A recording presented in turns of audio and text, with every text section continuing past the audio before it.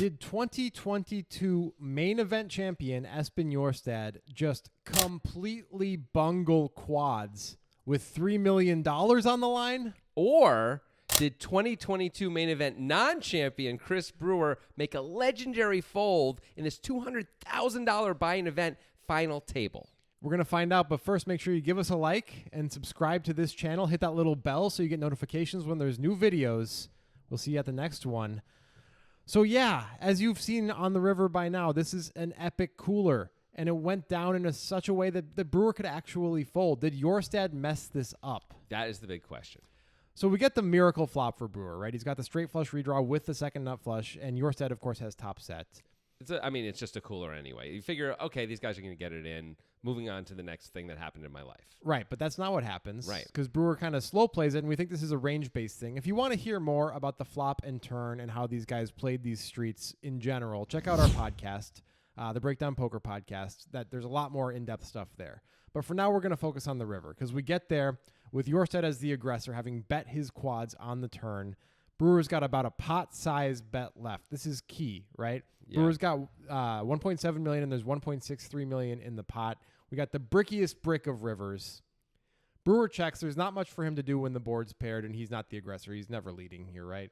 No. So this is a huge moment for Jorstad. How do you size this? This is a very big inflection point. Okay, so there's some different options here, right? Basically, there's tiny, medium, and huge. I think those are your three ones. So Jorstad chooses to go huge here and goes effectively all in, right? Moves Brewer all in. Now, what does that do? Why would we or wouldn't we choose that? The main reason to choose it, I think, is to balance our bluffs. Because when we have bluffs, we're going to want Brewer to fold. We might want to bring full pressure, at least some of the time, on Brewer. Say, your whole tournament life is at stake here, buddy. Throw your hand away. So we have to have some value, too, when we do that. Otherwise, it's too easy to call when we make that play. So that would be the reason to go to this size. That's the only really good reason I can think, though, to go to this size. Brewer just doesn't have that many huge hands in his range that can call this size.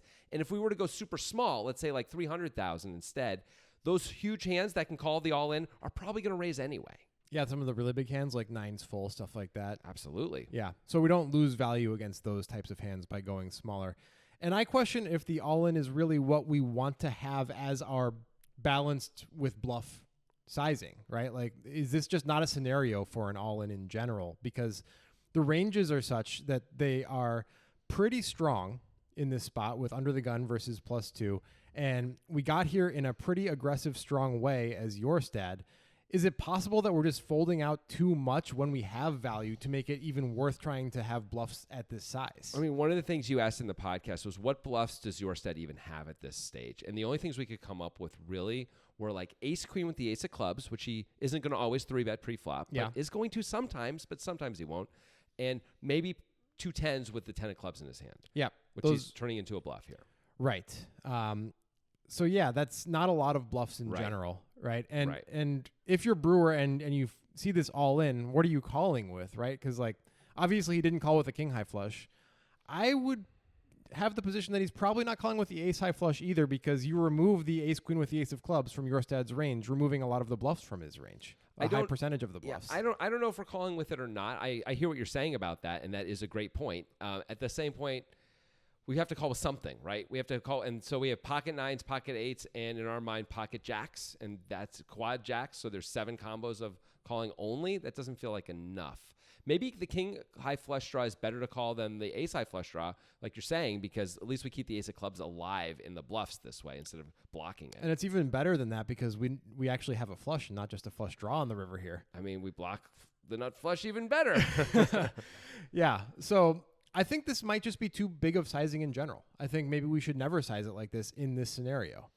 And look, although Brewer can have these very strong hands in his range, mostly he doesn't, right? Mostly he just has overpairs here, right? Like 2 kings, 2 aces, stuff like that. Are they going to ever be able to call for this price? Maybe Jorstad thinks 2 black aces can call. The ace of clubs in his hand and Brewer's hand can call. Maybe he thinks. But I'd be worried that we're going to lose too many of those overpairs with this sizing that we don't lose necessarily with the smaller sizing. Yeah, and if you really think about it, if you were Jorstad and you were trying to get called by those overpairs, how would you size it? If you had like a jack or something. He sized it in such a way that Brewer kind of comfortably folded the king high flush, right? Yeah. So if we can't capture value from those hands, maybe we're sizing it too big. I think we probably are, because anything past the ace high flush, I think we're getting it in against no matter how we size it. Yeah. I think 8 full is just going to find a way to get it in against us. So yeah, if we're losing the king high flush, we're possibly losing the ace high flush too. Like you're saying, now we got real problems, right? Unless balancing our oversized bluffs or pot sized bluffs is more important than getting value here. Yeah. But can it be? I don't believe that it is. Yeah. I think this was a bit of an overplay. Yeah. And I think Jorstad missed out on some value with the sizing. It feels like that too, but I'm sure Jorstad feels pretty comfortable that he's knowing he has to have some value in his bluffs and just picked this combo as part of his value. And and from his point of view, that's just basic. You have to do it that way. Otherwise, these guys will ultimately eat you alive. And on that level, he's right. Perhaps.